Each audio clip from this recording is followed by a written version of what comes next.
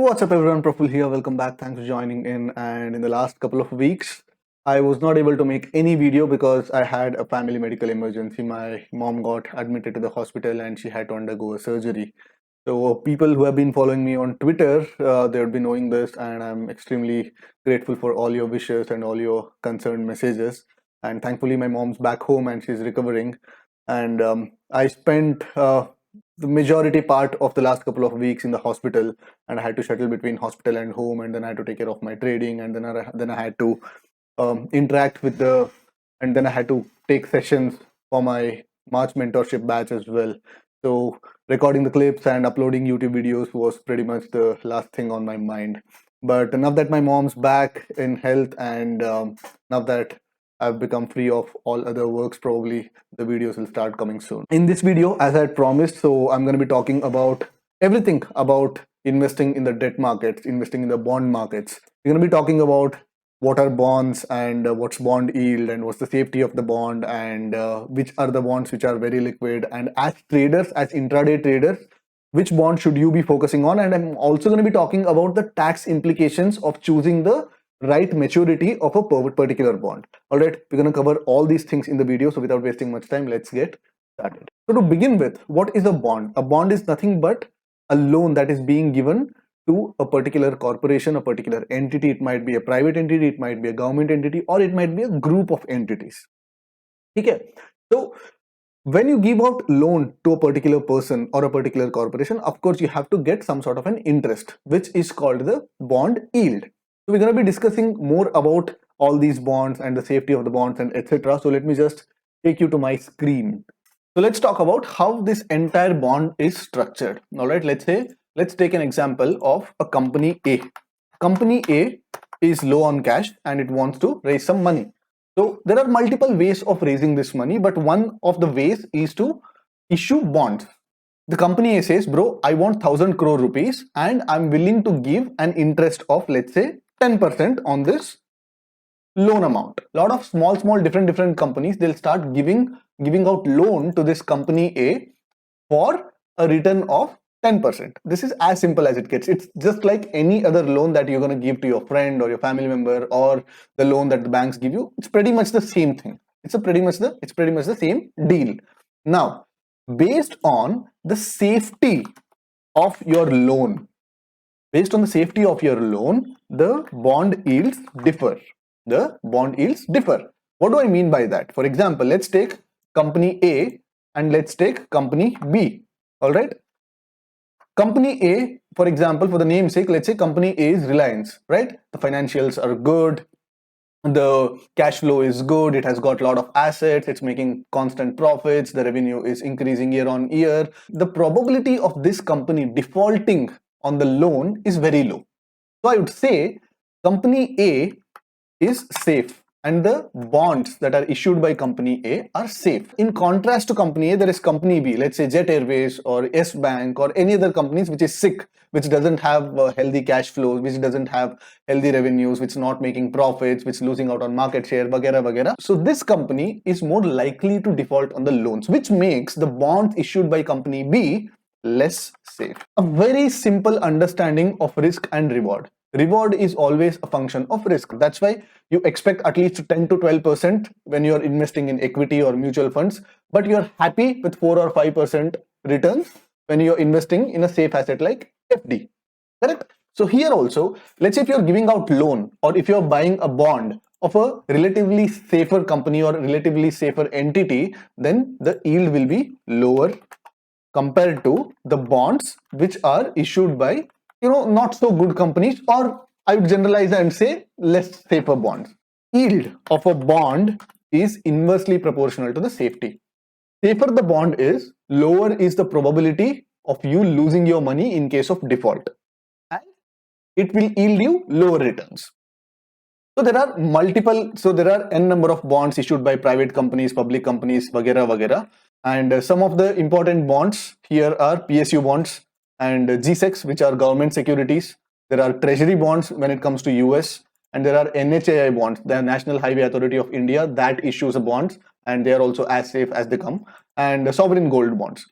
but we're not going to be talking about these bonds because यहाँ पे bidding करना पड़ता है वगैरह वगैरह. So we'll be sticking to PSU bonds, and even importantly we'll be sticking to bond ETFs. मतलब क्या है, there will be another company, let's say there will be another company, for example Edelweiss.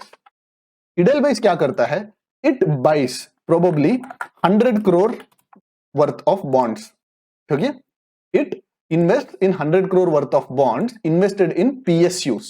PSU companies में 100 crore of bond पे invest करता है, and what it does is it creates an ETF. ETF is exchange traded fund, which are 1000 rupees of face value.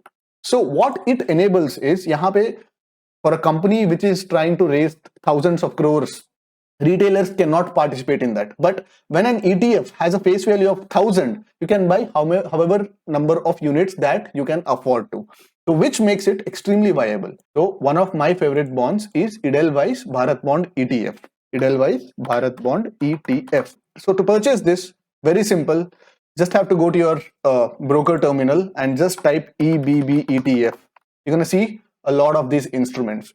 So let me just brief you through what the naming is all about. EBB stands for Edelweiss Bharat Bond. Edelweiss is the name of the ETF provider. Bharat Bond is the Bharat Bond, which is a public sector bond. ETF is exchange traded fund, and the last four digits, these last four numericals, they represent the month of maturity of that bond. For example, this 0433 means this bond is going to, this ETF is going to mature in April 2033. For example, if I check this 0425, it means that this bond is going to mature in the month of April 2025. Now, in order to check which maturity wala bond has better returns, has better yield, all you have to do is just go through this website, Edelweiss ka, just type Bharat Bond and it will directly, the first link that you're going to get, click on that link and you're going to get all these yields that are current yield kya hai. You're going to get a lot of these things, and if you notice that almost all the bonds, they'll probably be trading at almost exactly similar yield. So यहाँ पे जो 0.1 0.2 का जो difference रहता है, which should not matter to you much. Now the advantage of Bharat Bond over other things, the advantage of Bharat Bond over all other bonds is, first is it is as safe as it gets, because यहाँ पे जो bond है, it is, the money is given to PSUs, जहां पे government का भी stake होता है, and these are considered to be extremely safe. And the second thing is the liquidity. ठीक है, liquidity, you can buy and sell these bonds in the open market. यहाँ पे 10-15 पैसे के bid ask पे आपको bonds मिल जाते हैं. You can pledge these bonds and get trading margin money to trade in derivative. Intraday derivative करने के लिए the same thing can be pledged and you can obtain the margin money. For example, this Bharat Bond can give you 7%. For example, if you're a person who has 10 lakh rupees, okay? If you invest 10 lakh rupees, you're going to make 70,000 rupees per year. And at the same time, the haircut for these bonds is 10%. What do I mean by haircut? Haircut matlab, out of this 10 lakh, if you pledge this, they'll take 1 lakh and they'll give 9 lakh rupees margin for you to trade. So this 10 lakh is doing its job of earning you 7% per year, and at the same time it's going to also provide you 9 lakh rupees of trading margin for you to trade in derivatives on an intraday basis. Okay? To trade positionally, of course, you need to have like 50-50 cash, collateral, cash and non-cash component, all other things. Let's not get into that. But this 10 lakh will earn you 70,000 rupees, 7% interest, plus you'll get around 9 lakh rupees worth of margin to trade in the derivative segment. So this is one of my favorite instruments to trade. Now, talking about the maturity. कौन सा maturity वाला bond को आपको खरीदना पड़ेगा? So for this you need to think about tax implication, एक चीज, and the second thing is you need to think about probable rate hikes. ठीक है? If RBI is going to hike rates aggressively after you bought the bond, then what happens? The bond yield has to go up. If the bond yield has to go up, it means that the price will fall. So you'll be looking at mark to market losses. But whatever happens, आपको जो buying के time पे आपको जो yield है, वो आपको by maturity मिलेगा ही मिलेगा. But you might look at some mark to market fluctuations if at all the risk free interest rate gets hiked by RBI. This thing you need to be taking care of. But at this rates, whatever the rates we currently have in the country, it's probably giving you 7.6%, which is exceptional, I'd say. So now let's talk about the tax implications, all right?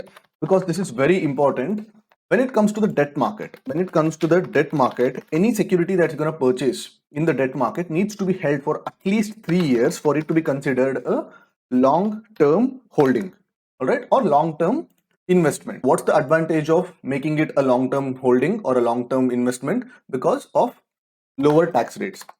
Long-term capital gains tax 10% है, but short-term capital gains tax either it's 20% or the tax slab in which you fall. And also short-term capital gains में you don't have indexation, but यहाँ पे you'll get indexation benefit. I'll explain what indexation is. Indexation मतलब क्या है? Let's say you hold any asset, okay? उस asset का value बढ़ता रहता है, right? But at the same time महंगाई भी बढ़ती है. That is inflation. कंट्री में जो इन्फ्लेशन है, लाइक नॉर्मल ओवरऑल जो इन्फ्लेशन है, उसके कारण the prices of all other things are also on the move, they are also on the rise.